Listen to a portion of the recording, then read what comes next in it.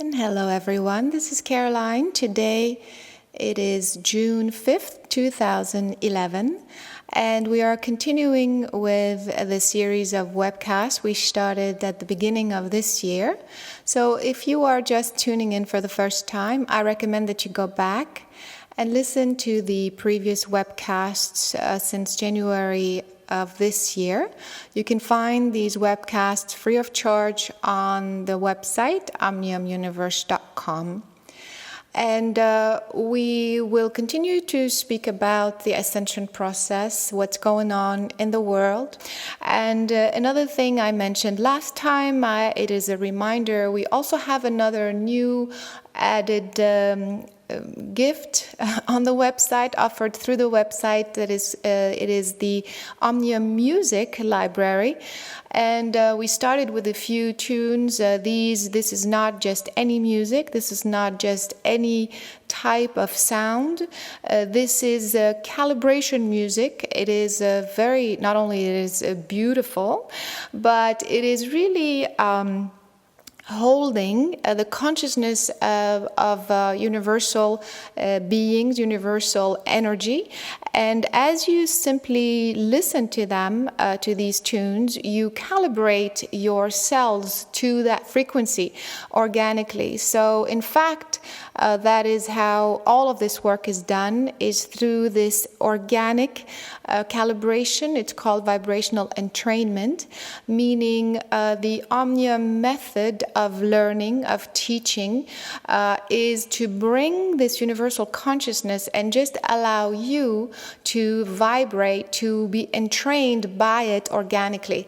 So it's very pure. It is not processed through the consciousness of the teacher or the musician or what have you. Just try that. I think you'll enjoy it. And again, this entire library is free of charge. So I really encourage you to go and explore. We will be adding some more very soon, probably in the next day or so. This is a very unique time on the earth, to be on the earth. And I want to really start with this thought, this idea that you have chosen to incarnate now, at this time, not 15 years from now, not 20 years from now, not 3 years from now. This particular juncture is very, very unique. Of course, the Earth has been going through many, many changes. It's documented. It's nothing new to go through different eras, different ages, geophysically, geologically. It is part of the picture. It's part of the plan. Any planet goes through all these cycles and then kind of stabilizes for a while into for several million years, in fact, at a time. And so what is happening right now, though, is not just another geological, geophysical era. There is, of course, that going on, but with that is a new consciousness, is a new paradigm. It's, if you want to look at it in a way that, in addition to what a given planet goes through every few thousand years, and the cycles that the planet goes through every thousands of years, and then every million years, for example. Well, there's that going on. But in addition to this, at this time, the Earth is being recycled and recreated entirely, as if we were bringing from the center of the universe, for example, another planet, another consciousness, another energy that can sustain and support and host a new type of species. So you have to look at it this way. So it's a new creation, and that has never been done before in the way we're doing it at this time. This sentence is loaded, really. There's so much I can explain to you on so many levels how this whole process is happening. The recreation of a new planet, a new species, a new configuration, a new set of vibrations, a new unified field, an entire new paradigm being created at this time. So in that sense, yes, indeed, this is a very, very unique time. And the way it is done, I tried to describe it in the book, The Divine Plan Beyond 2012. So for those who have not read it, please go back. There's quite a bit of information. And those who have read it, you know that the more you read it, the more you discover more information you think you had read before. And the reason being, this is multidimensional information. And so it's layer after layer after layer. It is very, very complex and intricate, and it's all unfolding now. So that is the reason why you have chosen this time. This is a very unique time on this planet, for this type of planet, and also in the universe. So it's as if we're putting on a show. You know what I mean? We kind of have come to this place, this position within the universe, and are reconfiguring this whole new thing, of course, with the help, with the support of the entire universal structure, because you cannot create a new planet, a new consciousness without it being coherent with the blueprint of the entire universe. So think about yourselves in that way. You are coming to usher not only a new era, but a new consciousness altogether. And so it's a very unique time, and what happens, especially this year, the year 2011. Of course, we've been working on this unfolding. Like I said, it's multidimensional, so things are unfolding on many different levels. If everything were flat, if there was only linear time, then everything would happen in one day or in one way, and then the next thing would happen right after it. But it doesn't really work this way, because reality is multidimensional. Then certain things begin to disappear and fade out, and other things fade in, and then other things fade out, and other things fade in. And so eventually everything gets kind of is interconnected, and everything eventually with time gradually comes together, and then we are able to see the new reality appear as one. But in the meantime, it feels kind of chaotic, it feels confusing, because we are in a transition-like state. And this transition has started very, very strongly since the year 2000, and has been accelerating, and now it's reaching a high point. It's reaching is sort of it's a critical point, so to speak, where all of these things, all of these transitions have to kind of come to a conclusion or a solution, or begin to manifest the new outcome. And so the year 2011 is it is very, very close to this critical point, and that's why we are beginning to see physically, in a 3D physical sense, things that seem unusual, that we have felt or sensed before, but are now manifesting. And of course, this transition period will continue in the next year or two, but this juncture is quite unique. So of course, we've been seeing very large geophysical events, such as the ones in Japan, and even before that, Chile and other geophysical events. That these will continue, of course, and also very important, what we are seeing, the global government shifting. And so before I get into this, I just want to reassure the couple of people who just asked a question about radiation levels and things like that. This is all part of this transition time. It's very, very difficult to navigate through this time if you don't keep your focus on the outcome. That's why I began this this talk today by giving you the bigger picture, by telling you that you are not here to simply survive these next few days and few years and get on with it. You have chosen this particular time to hold a particular frequency, and it's very difficult, it's very distracting when we see and witness these geophysical events and how they affect us, or we think they affect us in our, for example, in terms of radiation, in terms of pollution and things like that. And so what I want to tell you is that, yes, there is, a kind of course, a damage that has been done to the waters coming from Japan or in Japan, around Japan. And of course, the water is all connected. So no matter where you are, there is some sort of repercussion to this very big event. But the idea is this: no matter where you are and no matter what the event is, you are still creating your reality.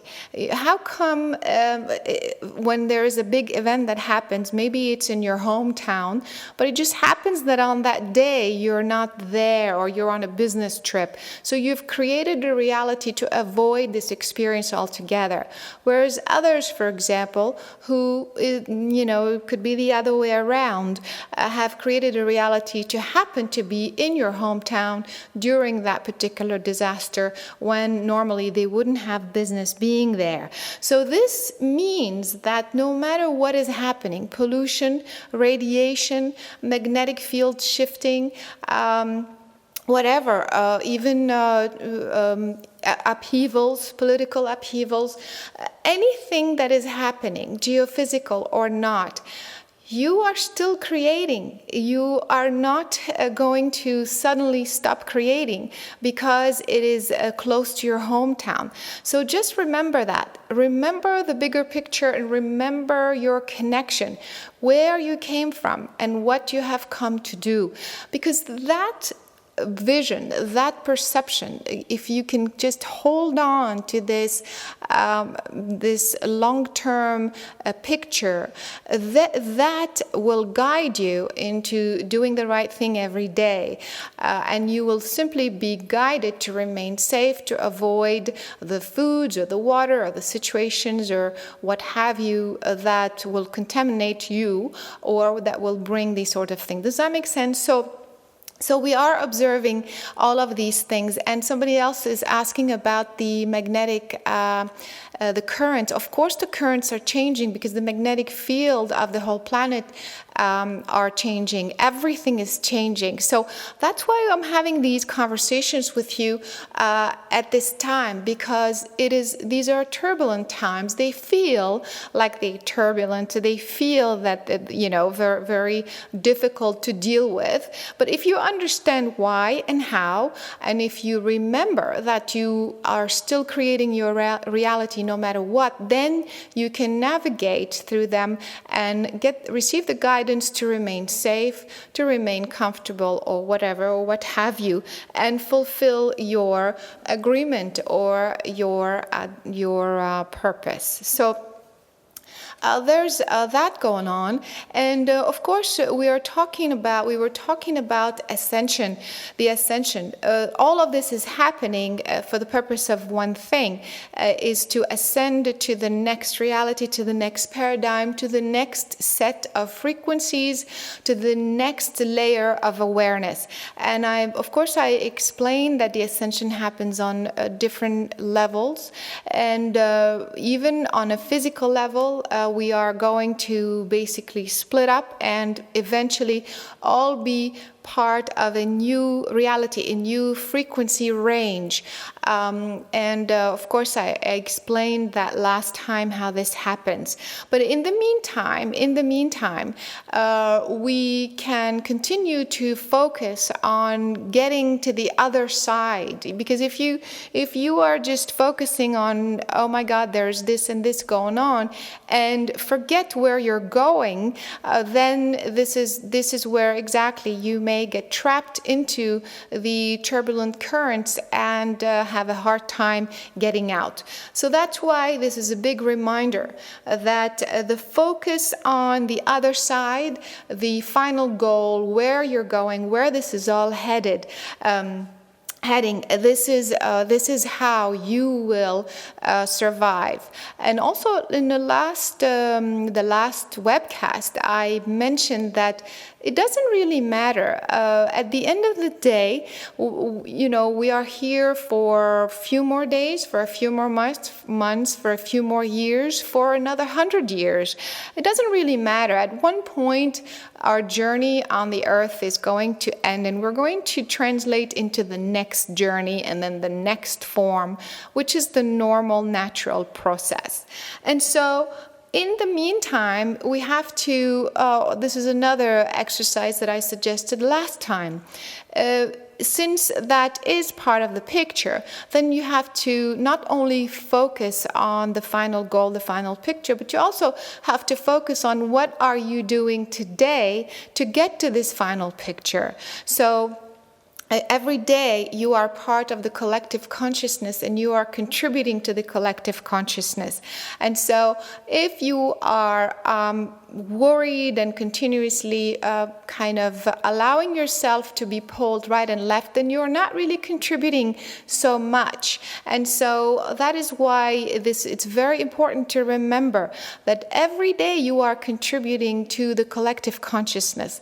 And so I recommend that you really take this very seriously, because you could be sitting right here in the comfort of your home, and you could be assisting those who are struggling for freedom down in Libya or Iran or wherever, what have you. So it works this way. It sounds very illogical, unrealistic, but that is the way it works. You came in a human form to be part of the collective human consciousness.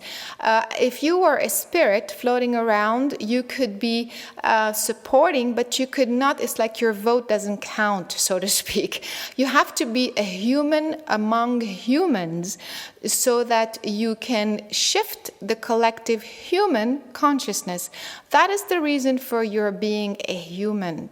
So while you are a human, you are contributing, you are pouring, you are adding to the collective consciousness. So now, what is it that you really want to add?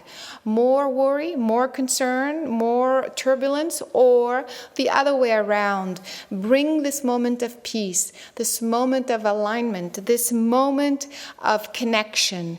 Which one do you want to do? And so if you understand this process, then I think you would be trying to bring the balance rather than adding to the chaos that is happening right now.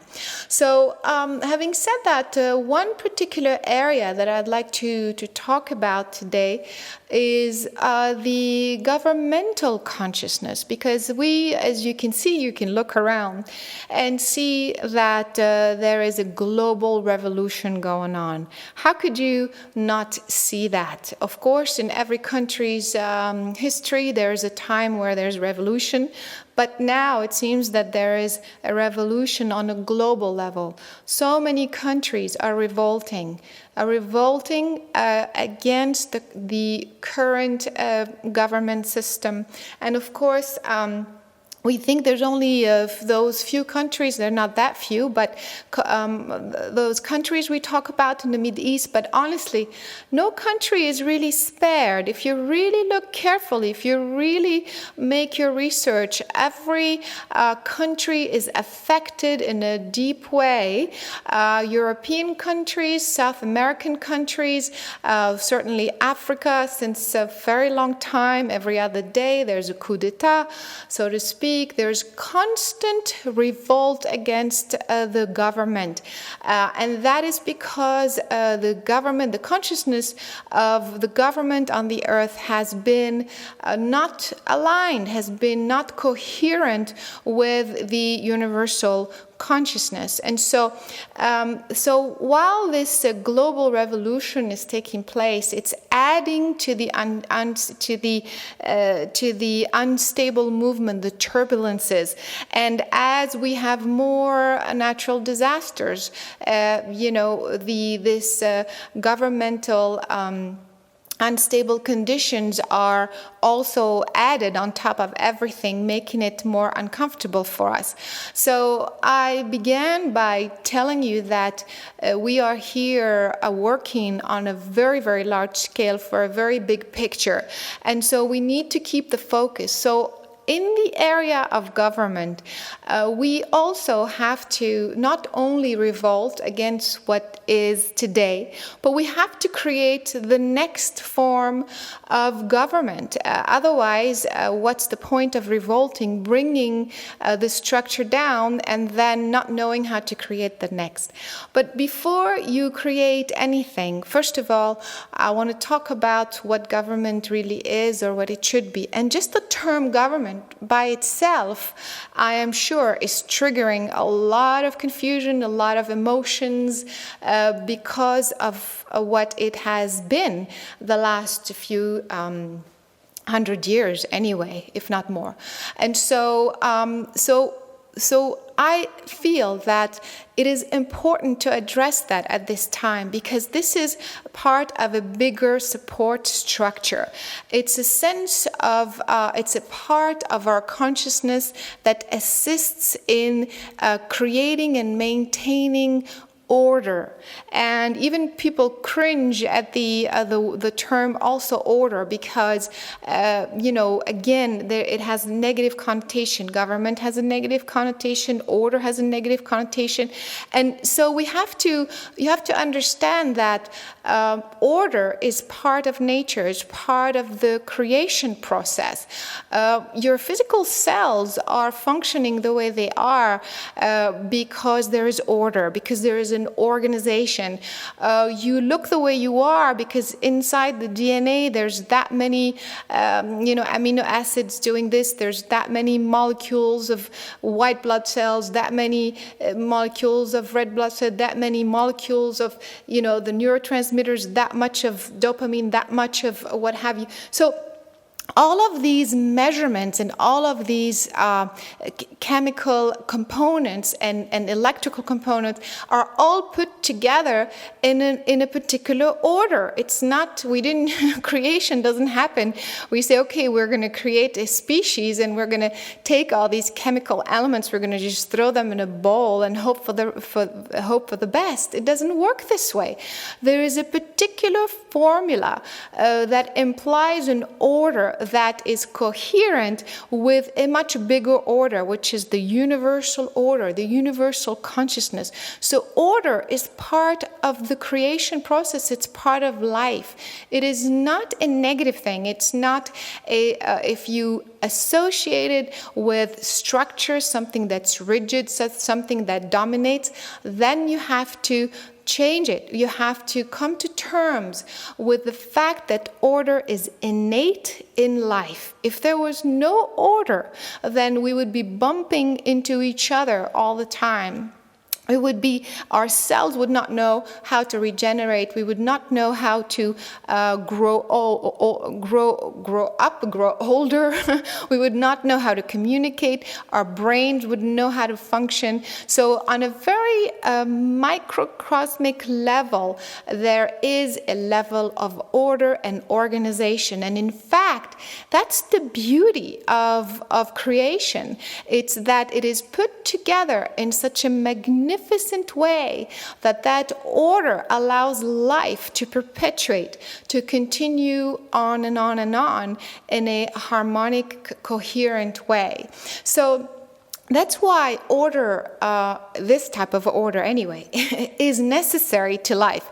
If it's necessary to your physical body, if it's necessary to the ecological system of a planet, if it's necessary to a new species, to all species to coexist, to exist on a given planet, to create and co-create, then it is also necessary to exist as a structure. as a structure that will uphold then a reality that is part of a reality.